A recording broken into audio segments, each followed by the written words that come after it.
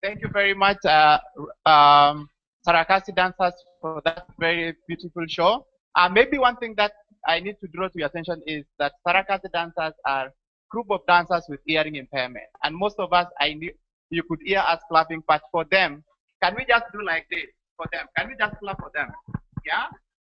They can't see us though they have, but let's just give them one more. So thank you very much. We are glad that you could join us for this celebration for the International Day for Persons with Disabilities.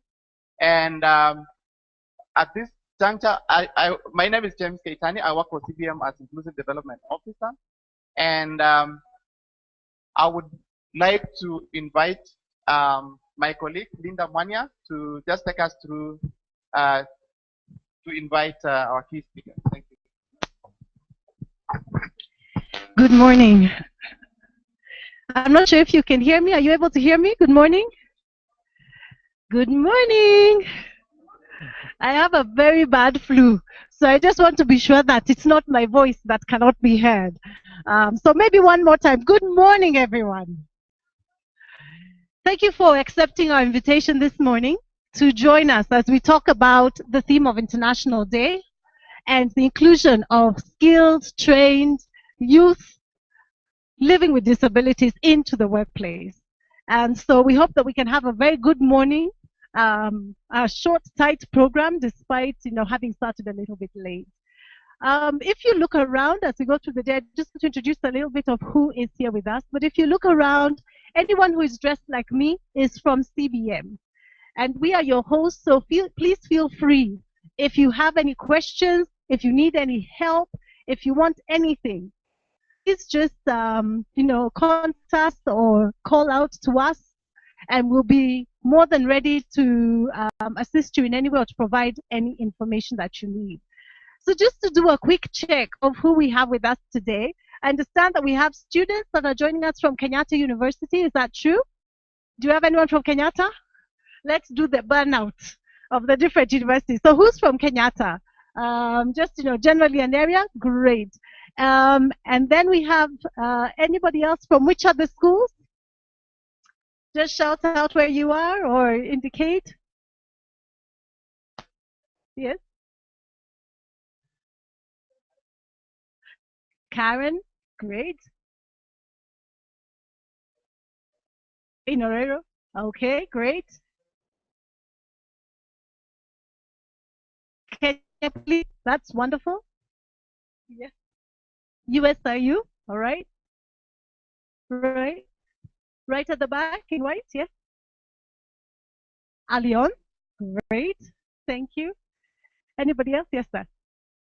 Kenya Polytechnic, yes. Uh-huh.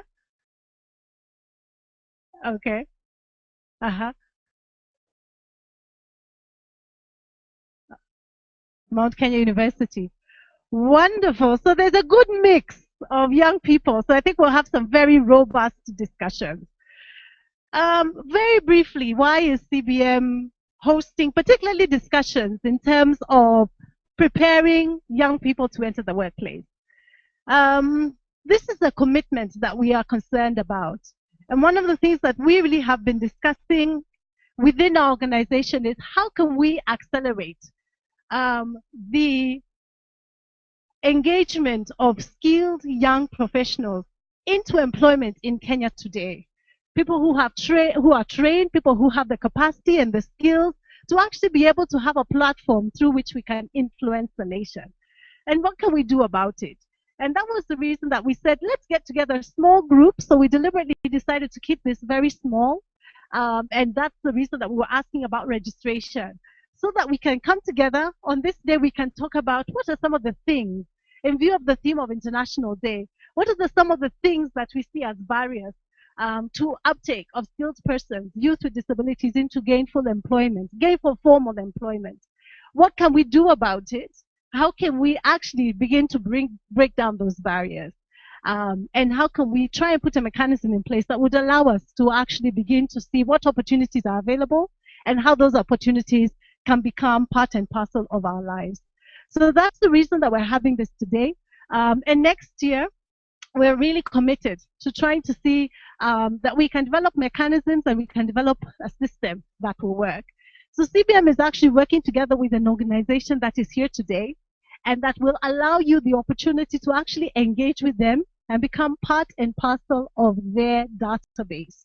So that means that already a recruitment agency whose main work is recruitment for positions within employment will, through a process, allow you to become part and parcel of their database, and that gives you the opportunity to qualify for positions that would come up that would need your expertise.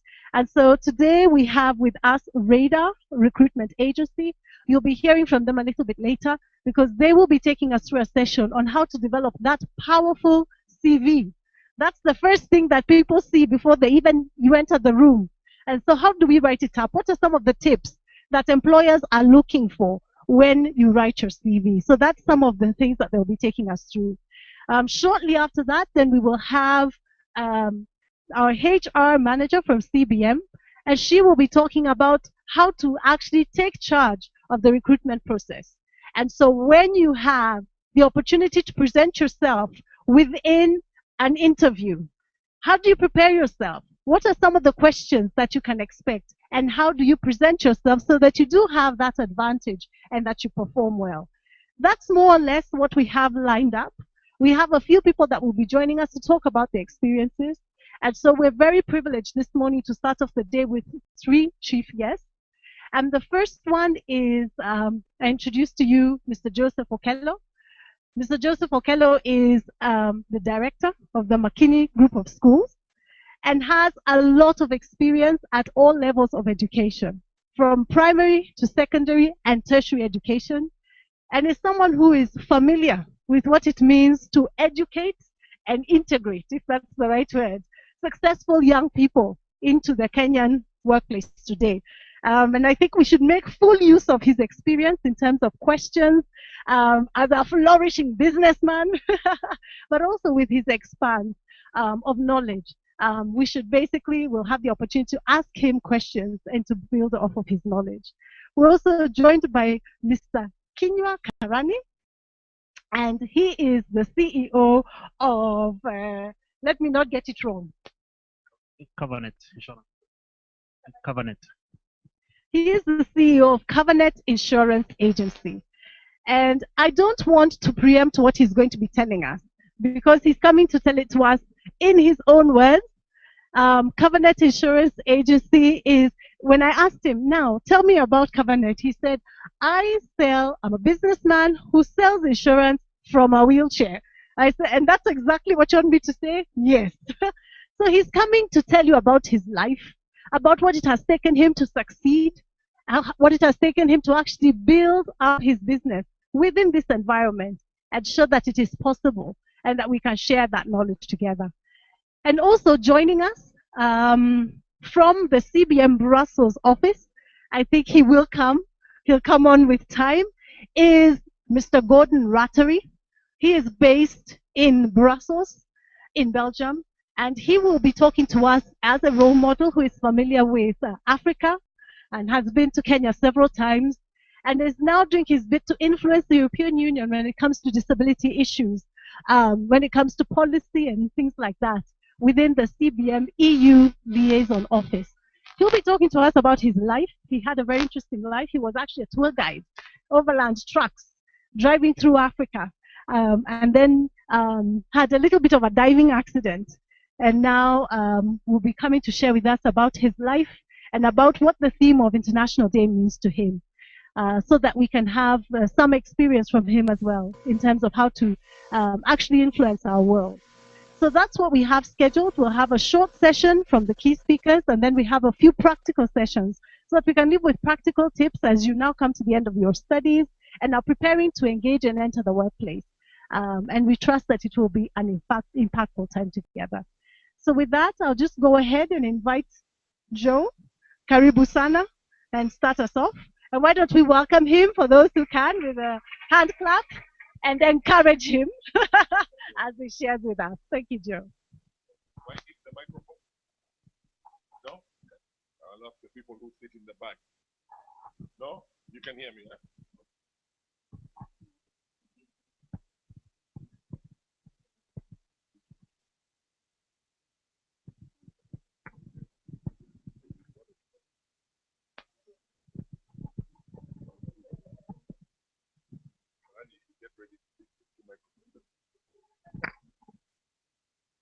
The only people I see speaking with more than one microphone are politicians. And I have absolutely no desire to be in politics. So you forgive me that I have to use two microphones today. Good morning, everybody. Good morning. How are you this morning? As was said, my name is Joseph Okello, and I work for an institution called Makini School. Have any of you heard of Makini School? Yes, that's the company or the institution that employs me. And I'm very privileged and honored to be standing here in front of you today.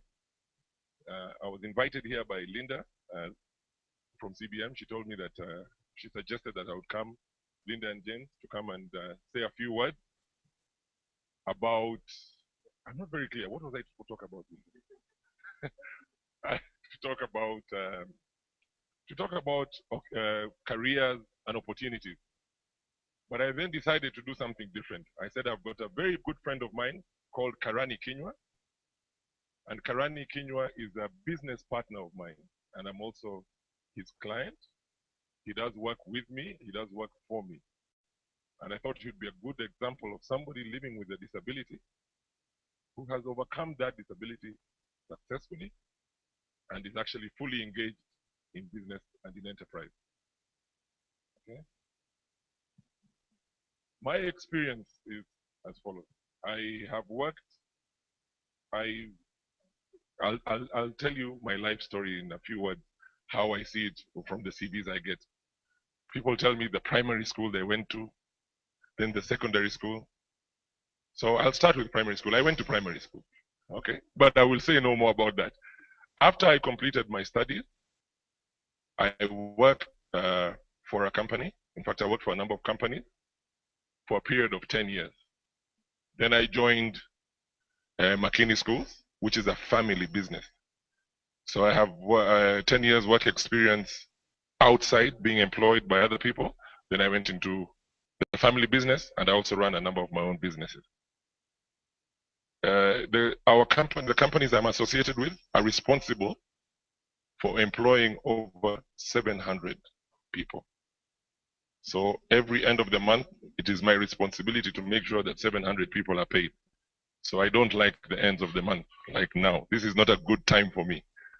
But we get a lot of applications for jobs and a lot of CVs, people looking for jobs, approaching and saying, oh, can we work with your institution or with some of the companies you work with? And to us, the most important trait for anybody looking for a job is the attitude. We can train for skills. Skills can be trained, but it's very hard to change somebody's attitude. There's a quotation from somebody called Hamilton who says, there's only one disability, and that disability is a bad attitude. So we must have a good and positive attitude if we're to attain success. Where I work, we do have people who are living with disability, and they are very, very competent. They do their work and conduct their work very well. In fact, the challenge we have as employers is that sometimes we are not fully sensitized. We're not fully aware of how to assist or to work with those living with disabilities. But in my workforce, I have a number of employees who are people living with disabilities, and we do not give them any special treatment, but rather treat them as equal members of staff. And we're very, very happy with their progress.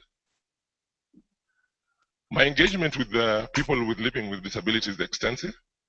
I've given the example of Mr. Karani Kinywa, who is my insurance agent. I have worked with Mr. Karani over the last few years, and I've been very happy with his services. In fact, he came and took the business that I was giving to another client based on his competence and his ability, not based on the fact that he was living with a disability. And I treat him the same. I will call Mr. Karani if I'm not satisfied with services and tell him, no, I would like this better. And I find that the relationship is very good. But I also realize that I have to be very aware of certain things. I will give you an example. In my line of work, we do a number of trainings, and we have forums and workshops just like this.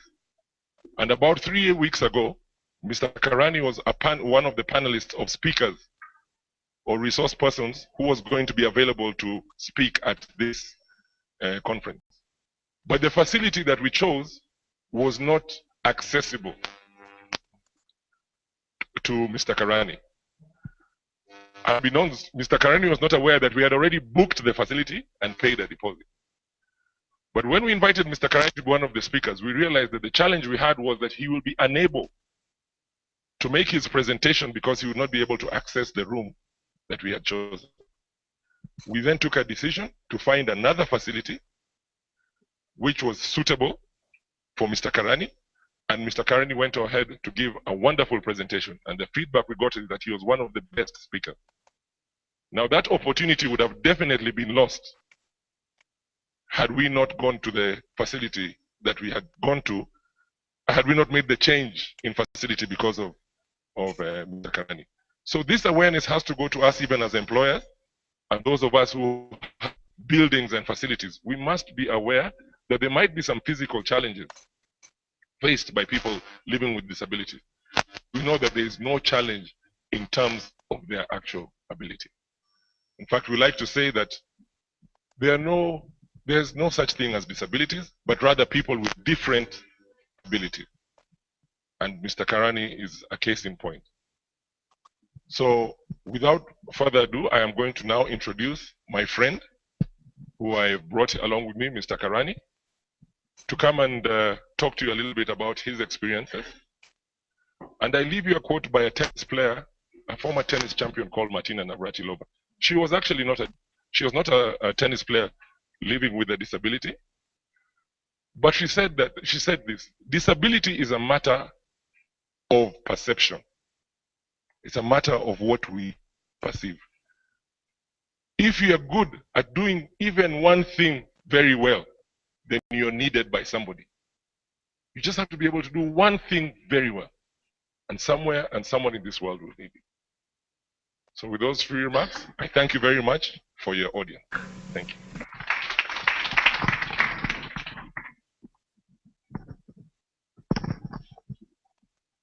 Okay. It's now my pleasure and privilege to introduce my good friend, Mr. Karani Kinywa, who is the CEO. Does anyone know what a CEO is? I'm hearing laughter. Somebody tell me what a CEO is. This man here is the Chief Executive Officer of Covenant Insurance Agency. And you'll tell us what the tagline is. I like it. You'll please tell us. He's the CEO of Covenant Insurance Agency, and he's also a friend of mine. Please let us welcome Mr. Karani Kinywa.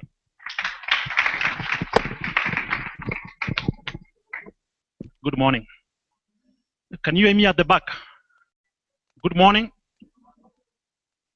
Can you please put your hand up and do like this? As you've learned, my name is Karani Kinywa. I'm the CEO of Covenant Insurance Agency. And our offices are located at the junction of Riara Road and Naivasha Road. That is about 900 meters away from Nakum Junction. I sell insurance, as you are told, and I sell insurance from a wheelchair. Has anybody ever approached you to buy insurance? Has anybody ever approached you to buy insurance? Is selling insurance easy? Huh? Is it easy? I do it from this wheelchair, and I've been doing it for a couple of years now.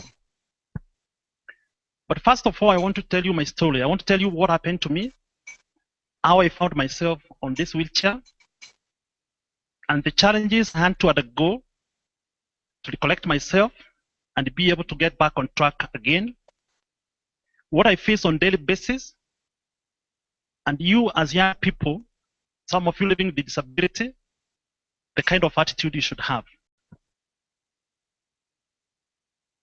Slightly over 10 years ago, I was young, I was tall, dark, and handsome. That's a true story. And I just went to bed from the office. I used to be a very good sales agent for a company called Alico, still selling insurance. My career was taking off. I had gotten a car, brand new car, and applying for a mortgage, which was pending approval. Literally, my life was taking shape before my eyes, and there was bright light at the end of the tunnel. I knew I was going places. My sales had increased. I was a top agent in terms of sales. That day, it was on a Monday. It was actually on a Sunday. I went to bed and woke up the following morning completely paralyzed. When I woke up, I tried to lift my hand, I could not. I tried to lift my feet, I could not. I could not turn in bed. I only had some little strength on my right hand side, and I was able to just reach for my feet, which was my this side. And thank God, it was the big old Motorola phone, and I was able to hold it. And I called a doctor friend of mine, and I told him I cannot be able to get out of bed. I also made a lot of noise. I screamed until the neighbors came. And they broke the door to my house because I was all alone. And they found me in bed. I was taken to a hospital.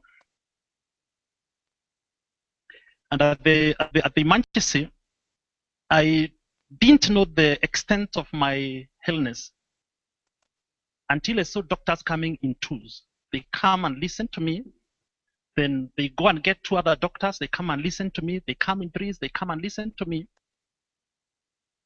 And all this time, actually, I didn't know that I was paralyzed. It had not hit me that actually, you man, you're paralyzed.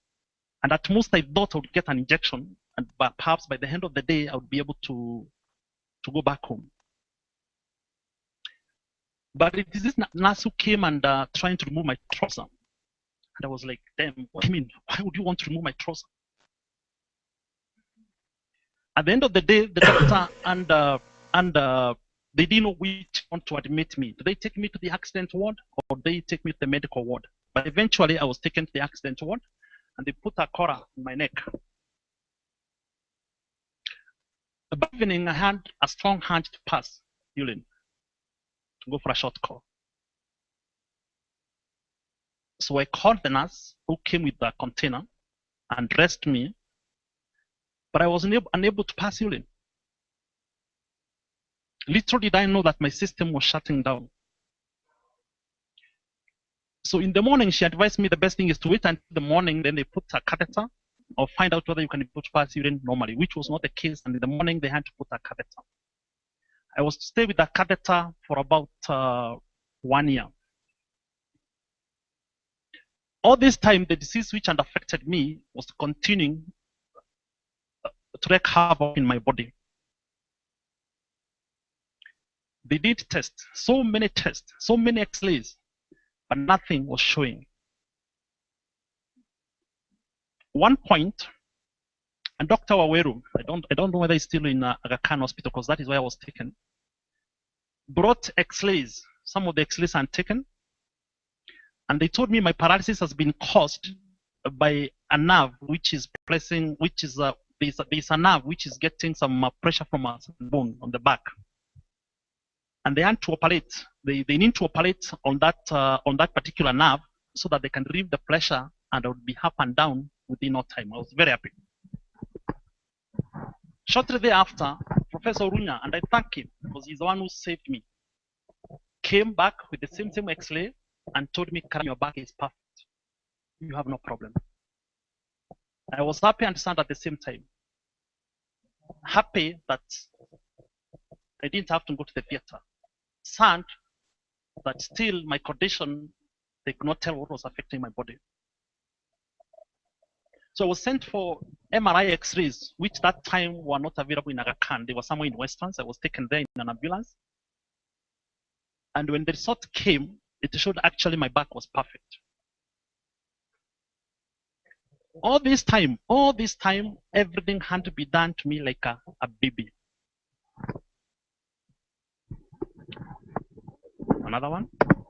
So all this time, everything had to be done. It was like a baby all over again.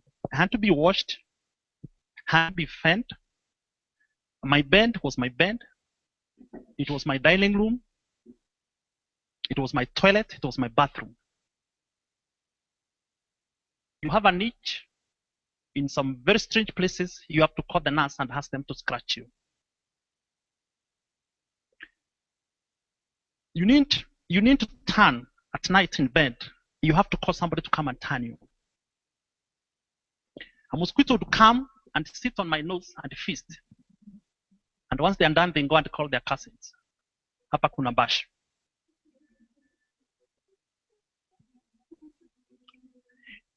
All that time, the disease is still attacking me. And one nurse one evening came and took the vital measures and told me, Karani, we have to go to the ICU. So I was taken to the ICU where I spent about between 25 and 30 days in the ICU on a ventilator because I could not be able to breathe. I really wanted to die at that particular time. I questioned God.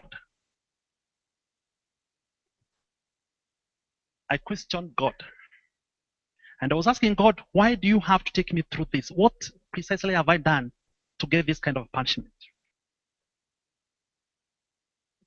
I look at my days when I was a young man and a child at home. I was saying, yes, I could have stolen a chapati and there were a cookie when my mom was cooking. But honestly, it does not deserve this kind of punishment. I was giving God examples of the people who deserve this kind of punishment. Politicians, one things about politicians, I was saying, God, this is the kind of people who are supposed to be here, not Karani.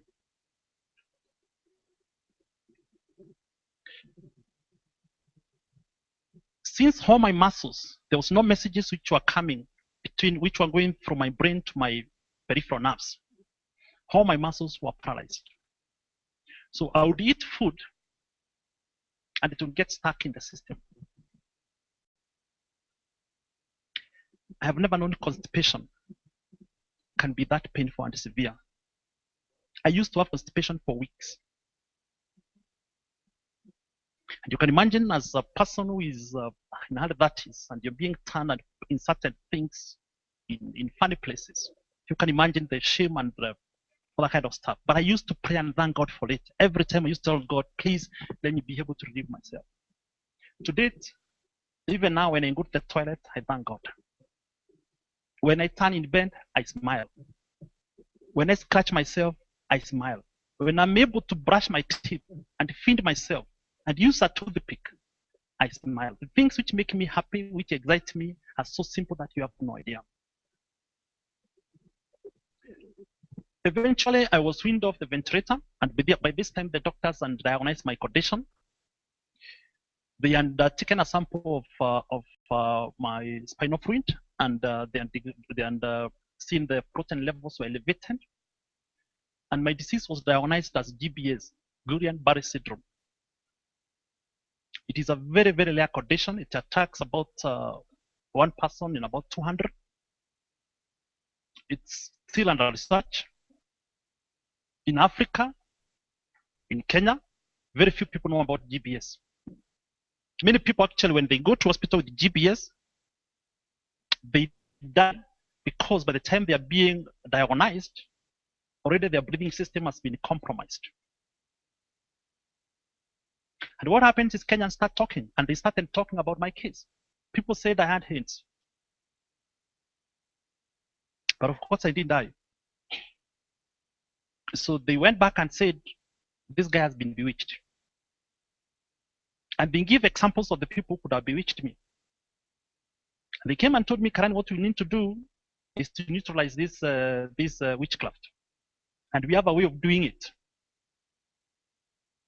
And I was told to provide a couple of things. And I was trending, God, these guys are going to come again to the ICU and ask me to give them those things, which I didn't have the capacity of giving. Thank God I left ICU, and I told them, since I've left ICU, then it means that witchcraft is getting neutralized.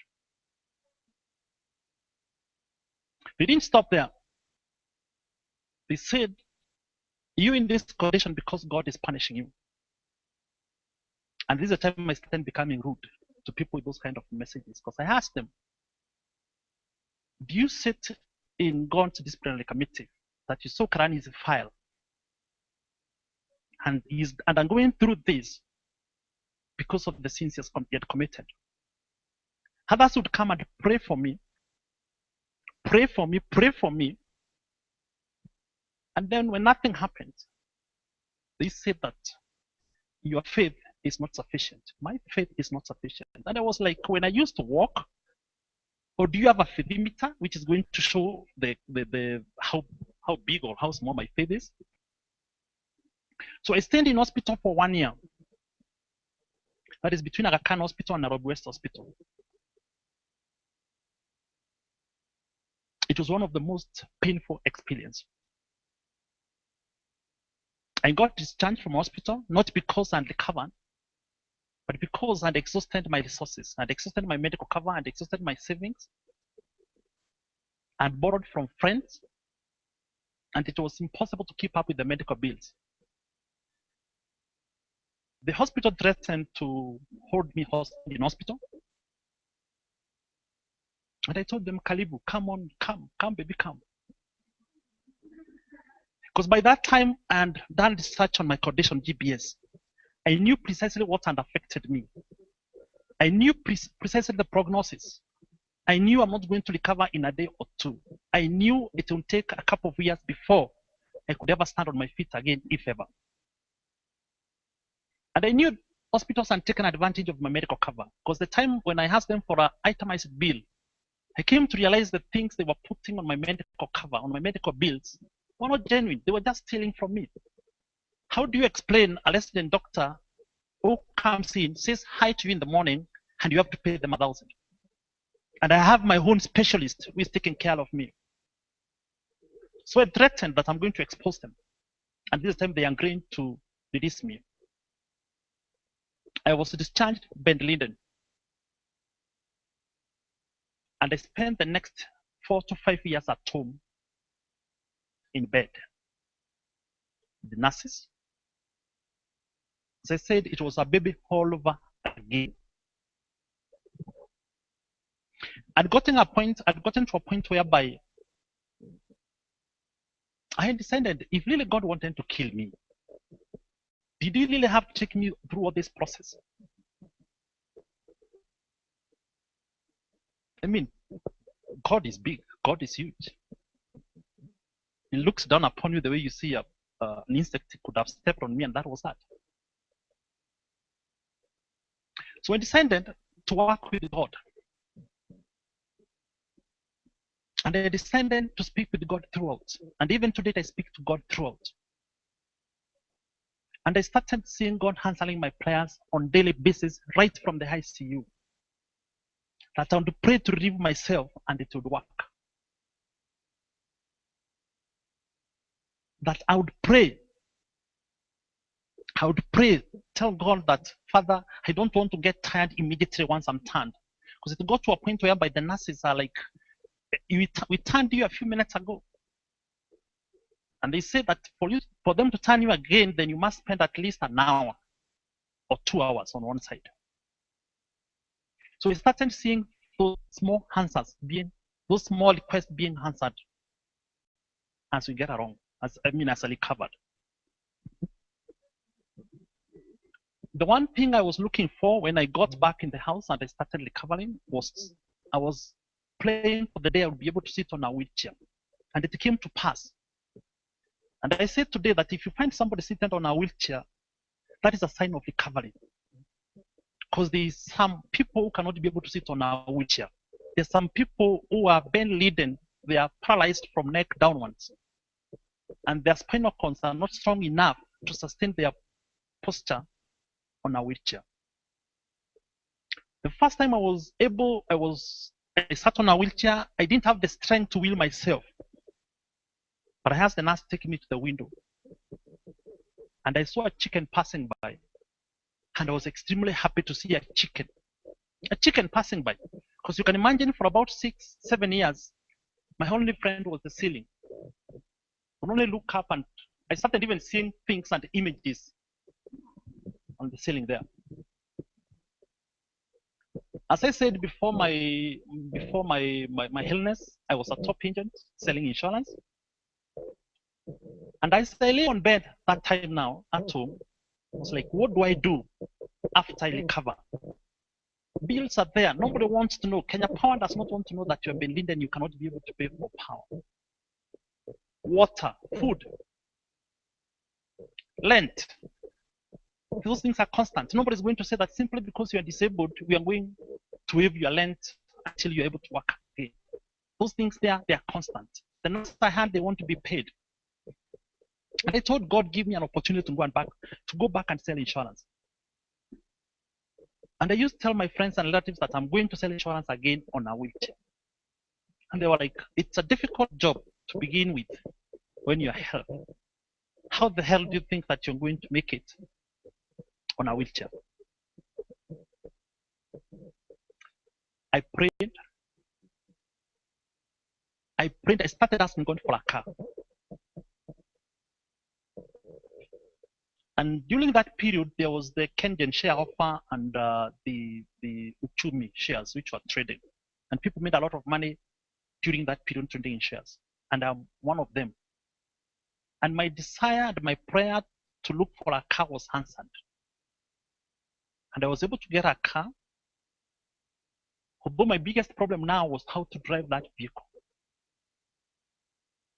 And it does not mean that I had to get a car for me to sell insurance. I sold insurance in bed, in hospital, and also at home when I was bedridden. I used to have my nurse come and hold the phone on my ear I would be able to discuss the transaction with that client, and they would be able to understand my condition, and they would be able to pay the premium, and I would be able to support myself with the commissions I got. So I didn't wait. I didn't say that I'm going to wait until a particular time for me when things are good and all the rates are green to be able and sell insurance and reconstruct my life once again. So when I got a car, my biggest problem was driving. And I used to call young people who are handle, and I knew they were drivers. And would ask them, please drive me to this and this point. Please drive me to this and this point. They knew they were doing nothing in their houses, but they still want to be paid some money. So to take care of their food. But at times you've gone out, it doesn't mean necessarily that you've gotten a business or a job. So my prayer to God, the next prayer was how to drive. And I was able to modify my car. And I was able to drive again. And that gave me accessibility to my client. At least I could be able to drive to somebody's building where they're working, park the car within the vicinity and call them, and they would come and we would transact. As I said, I used to be one of the best insurance agents in Alico. When I started selling insurance again, I am emerged as the top 10 best agents.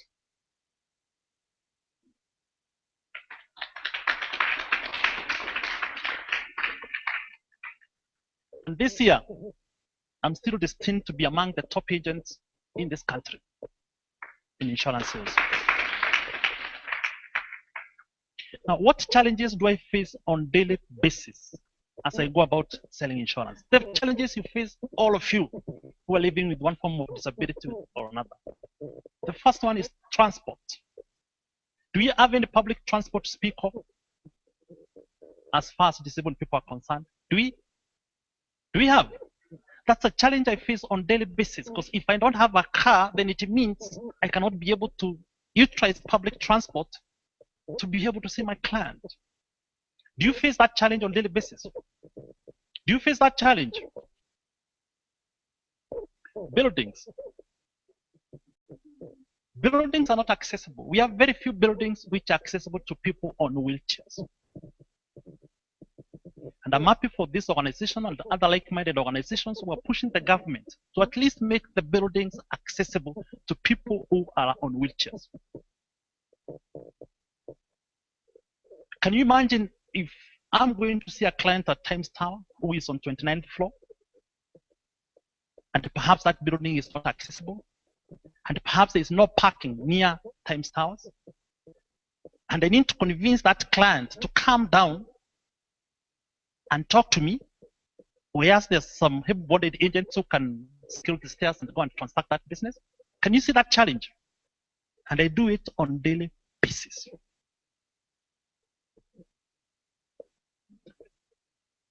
The other challenge I get on a daily basis is discrimination. Just like any other person who is living with a disability, I face discrimination on a daily basis. The other day I went to Nakmat Junction, and I wanted to park my car on the parking lot designed for disabled people. And the security guy comes in, looks at me and tells me, "Ini ya Kiwete." And I look at him and I tell him, "What do you mean? Ini ya Kiwete? Can't you see Ini ya Kiwete?" And you look at him and you wonder where this guy is coming from. Because we expect you to be written Kiwete here. You understand? And the first thing in his mind is a disabled person cannot be able to drive. That is what he thinks. If you're disabled, then you have no business driving a vehicle. So I told him, "Ata mimi ni Kiwete." I opened the boot, he saw the wheelchair and started apologizing. So we have that kind of discrimination, right, left, center. The most important thing is, how do we react when you're discriminated against? How do you react? And I believe nobody can hurt you without your consent. Nobody can hurt you without your consent. So your reaction is what is going to determine how you spend the rest of the day. So I laughed off and I told him, "Ata mimi ni Kiwete." And I opened the booth, he saw the wheelchair, and he agreed to remove the barrier, and I was able to get in. The treatment I got during that particular period, I was in hospital, was steroids. Steroids. And the steroids, they have negative effect on your body. Some of the effects, I still have them today, and I take medication to mitigate those effects. So as opposed to an ordinary person, I need to take medication on a daily basis. Before I can even think of buying a pair of shoes, I have to make sure I have a good wheelchair. And it's against all these challenges that I've been able to overcome my disability and excel in selling insurance. As a young person living with a disability, what should you do to position yourself to the next level? What is most critical to you as you speak? Let me ask somebody here, what is important to you, brother? As a person living with disability? Any person, what is important to you? What is critical to you? What is your biggest asset? What is your biggest asset? There's an answer there. Another one? Education. Another one? Objectives in life. The one at the back there? Yeah, I can see somebody at the back there. Yep, yeah. My children, your family, yes. Yeah.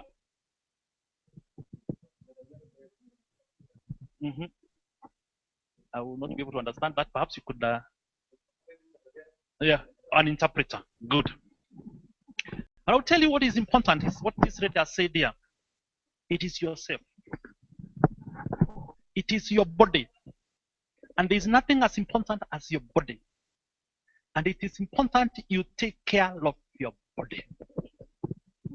Unless you're in good health, then you'll not be able to position yourself at the next level. The fact that you're disabled, you are vulnerable. We are not like the elderly person in terms of what can come in, diseases. Yeah? Our immunity is somehow low compared to the elderly person.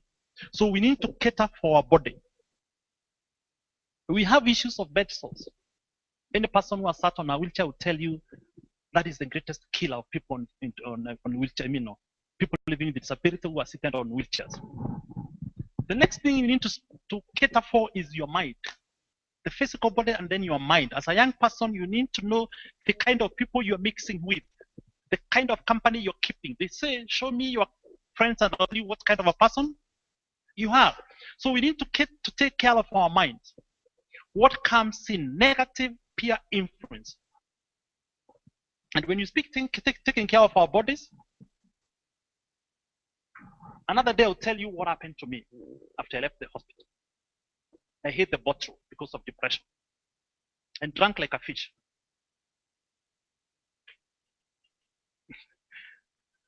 But I've since stopped drinking. It's another story for another day. And the effects of drinking were very severe. And this is why today I'm saying that as a young person living with a disability, you need to cater for your body and you need to avoid substance abuse. Smoking, drinking, let me tell you, leave it. It's not going to take you anywhere. I believe in working hard. I wake up at 4:30 and by 5:30 I'm sitting in my office. So hard work is critical. You need to work hard and you need to work smart. You need clearly to identify your objective in life and focus on those objectives. This world holds you nothing. This world holds you nothing. It is when you start believing in yourself that other people are going to start believing in you.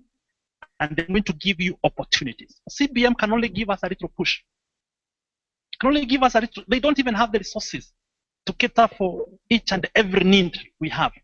They can only push us a little bit. And then from there, we move forward. And that's what you're looking for.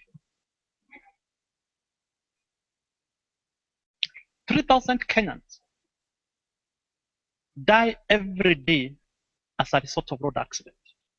3,000 Kenyans. That translates to 8 Kenyans every day. 8 died yesterday. 8 are going to die tomorrow. Today, 8 are going to die tomorrow. We have those statistics, the national newspaper. But do you know how many people are disabled as a result of those accidents? And we're not talking about road accidents only. We're not talking about terrorism. We're not talking about political violence. We're not talking about domestic accidents. We're not talking about people who are falling from heights. We're not talking about stray bullets from police and from that alike. We're only talking about road accidents. 3,000 died. That is 8 yesterday, 8 today, 8 tomorrow. The people who are disabled as a result of those accidents, who are never mentioned, the number is so high. The number is so high, you have no idea. Now I'm saying that these organizations like CBM, who are concerned with the plight of the people living with disability, they have so much on their plate that they cannot provide for every need you have. All they need to do is to push us in the right direction. That's what you're looking for. We're not looking for sympathy, that's what I say. We're looking for empathy. We're looking for people just to give us a little push.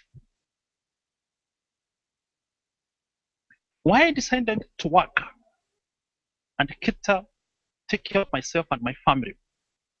I'm a single father, by the way. It's because I'm here to see a successful beggar. Have you ever seen a successful beggar? A rich beggar who says that I was able to do ABC and achieve all this through borrowing and through begging and that kind of stuff? Have you ever seen one? So as long as what you have between your ears, and God has blessed you with that stuff, then make use of it. Embrace technology. Embrace technology, because I believe that actually computers and iPhones and whatever sort of phones were made for disabled people. I believe in that, because they have made my life easier. I'm able to access money from the account through my phone and pay for some goods or pay for somebody, pay somebody's salary. So take advantage of that. Avoid people who are going to influence you negatively. People who say that it's difficult. You such friends who say that it's difficult. I cannot be able to do ABCD because of the politics. Hii maneno ni ya Kibaki hii maneno ni ya Raila, ni Kalonzo. You want that kind of stuff. Avoid such people. So once again, I think I've taken more time than I was supposed to take. Thank you so much for listening to me. I appreciate you. I will pray for you, and I thank you for attending this session. And the sky is there. The sky is there. The sky is not the limit. The sky is the beginning. Thank you very much.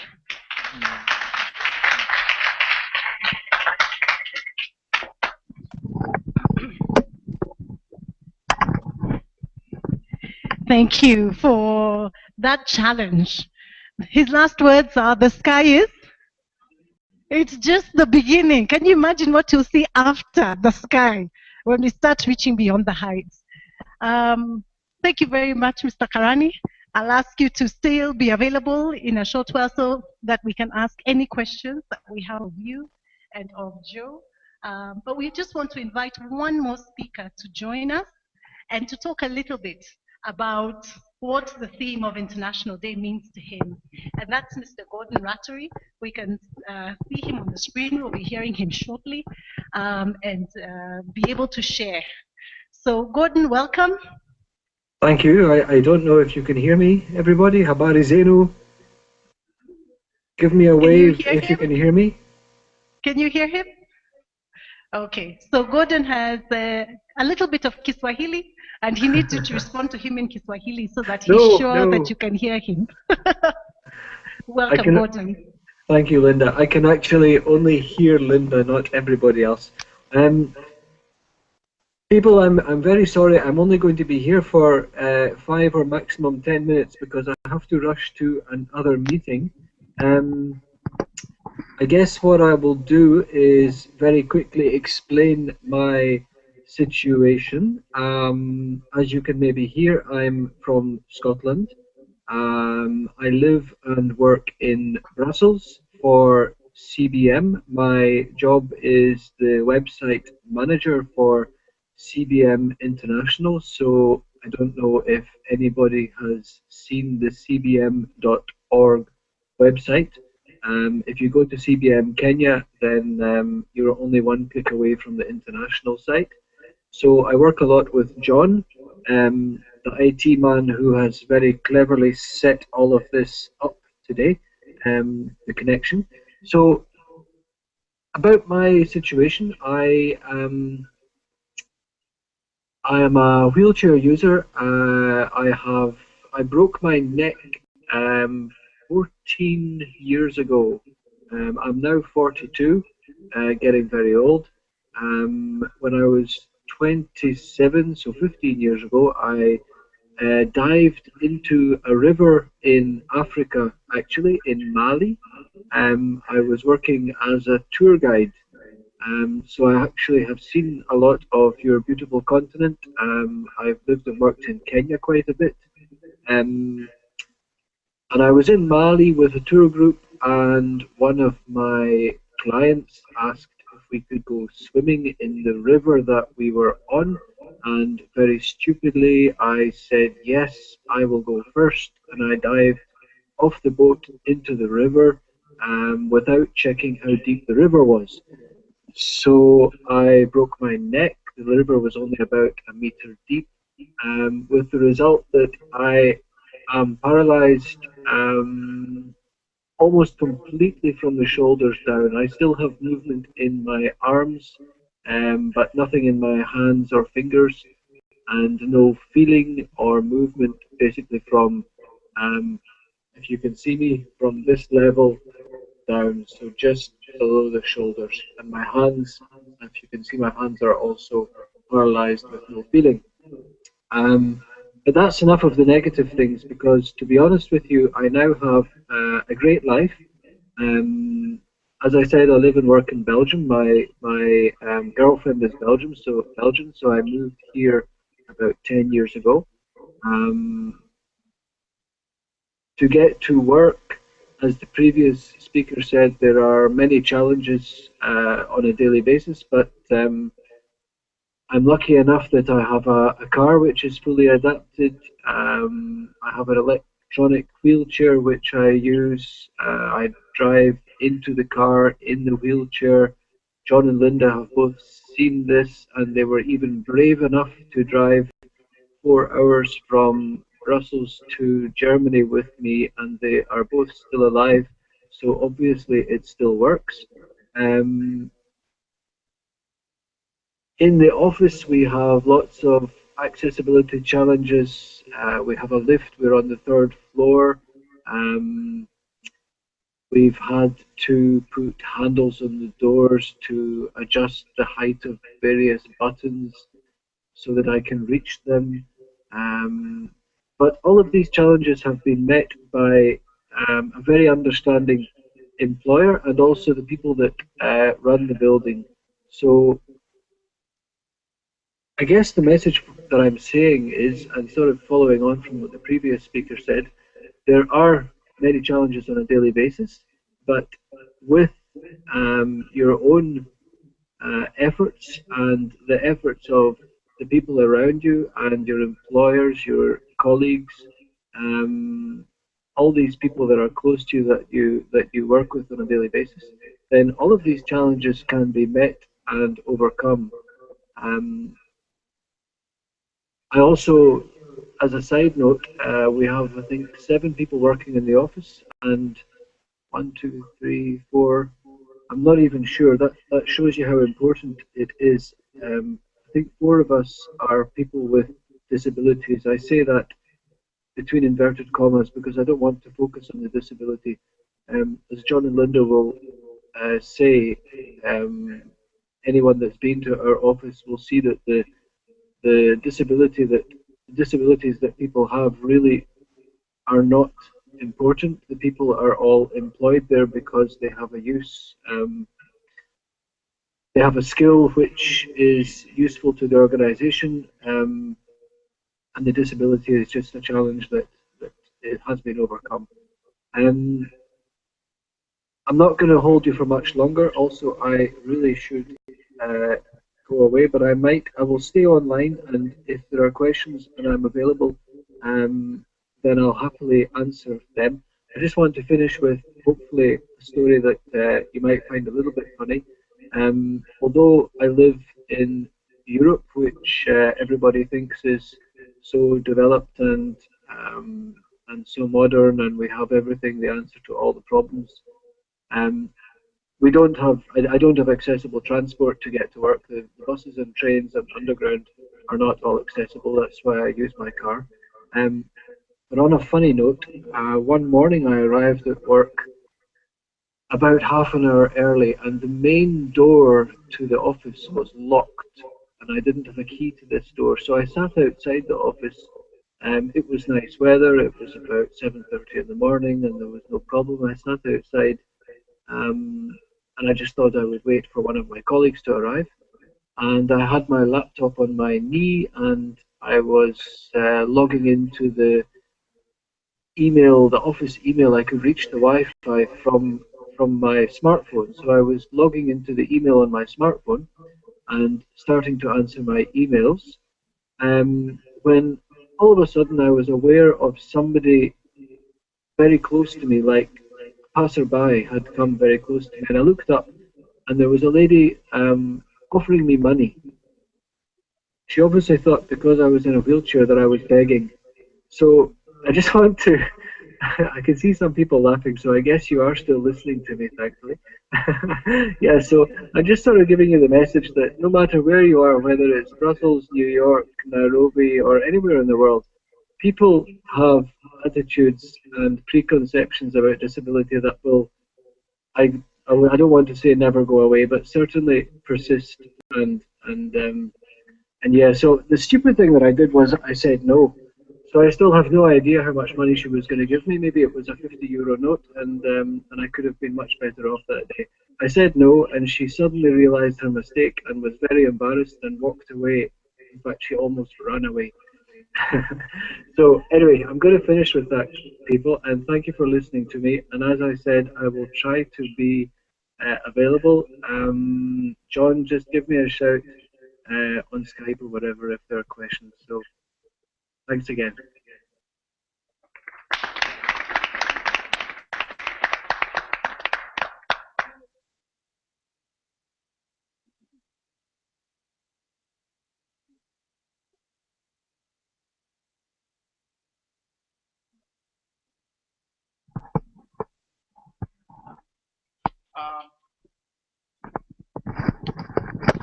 Thank you very much for the inspiring messages that we've received from our speakers. What I would like us to do is just have a very quick session. But before that, John, could you play the card? Just give us an interlude, about 3 minutes or so, and then we can go into. Will that be okay? Or we do the Q&A and then we go that one later. Depends.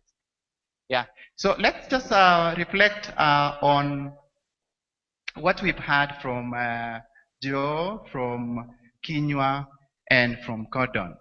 I would just like to ask questions, all of us, to have, for example, from what you've heard, what are the challenges that we face on day-to-day basis? And I want to believe that they are not different from what each one and every one of us do. What are some of them, so that we could ask for some reflection on the same? Anybody? Anybody wants to go first in terms of the kind of challenges that we experience in day to day? I think I'm very sure Kinyua really highlighted, especially the issues around mobility, issues around accessibility, issues around attitude. I saw an Anne.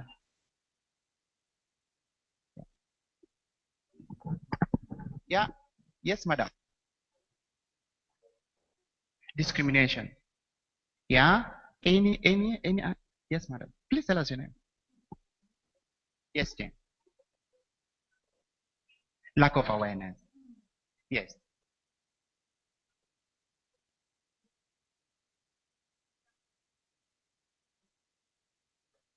Oh, okay. Please speak louder. Yeah. Yeah.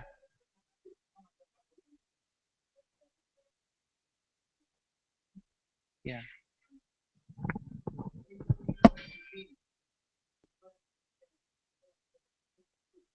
Yeah.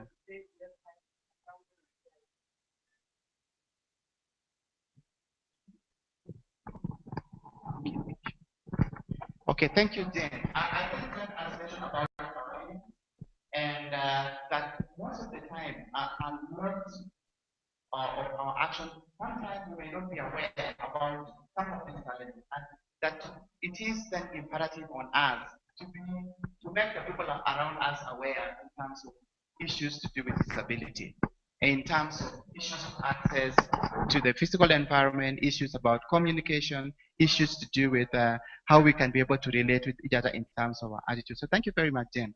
Any other? Yes, I see an ad.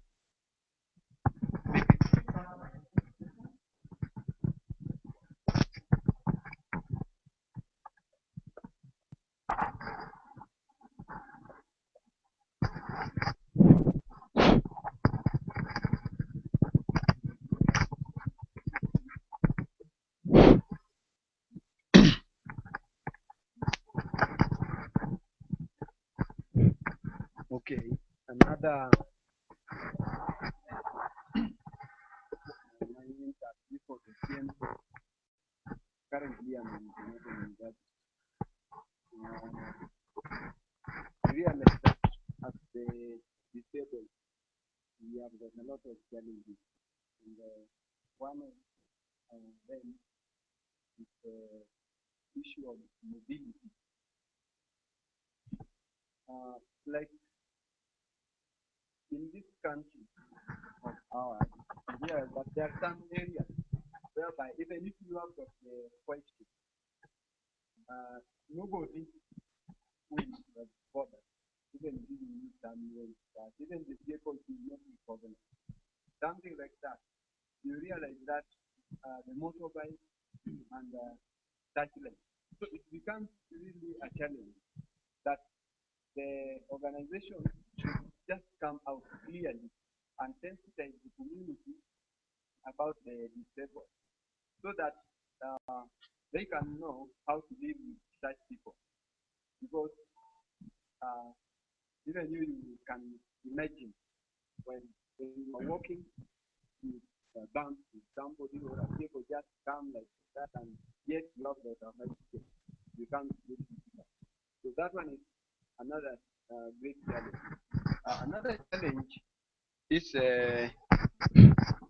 Another challenge is the issue of lack of empowerment. You realize that most of our relatives, let me say so, if not the relatives and those people who are around us, they tend to leave us behind. They don't give us that first priority. They will give the first priority to those people who are okay, or those people who can walk well, those people who can see very well, because so that kind of marginalization is what the organization should just come out clearly, and we fight it. Otherwise, thank you. Thank you very much. Thank you very much for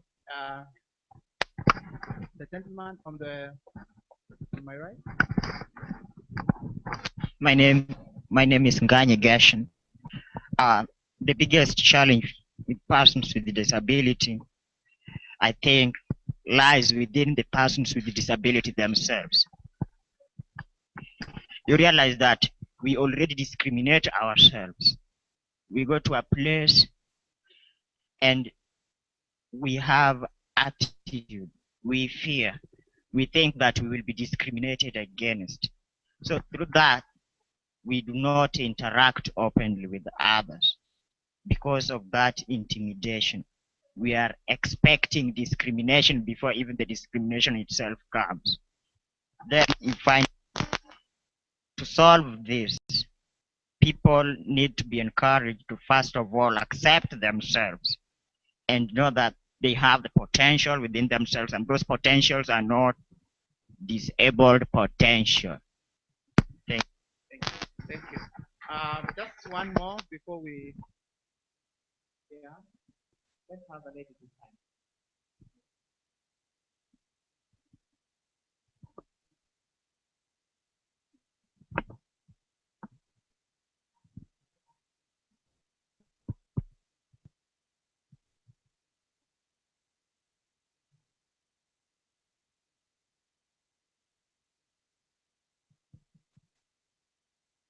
There's a big problem like the deaf people face, especially in school, and accessing the information might be very hard. For example, I'm a law student, and I must go to the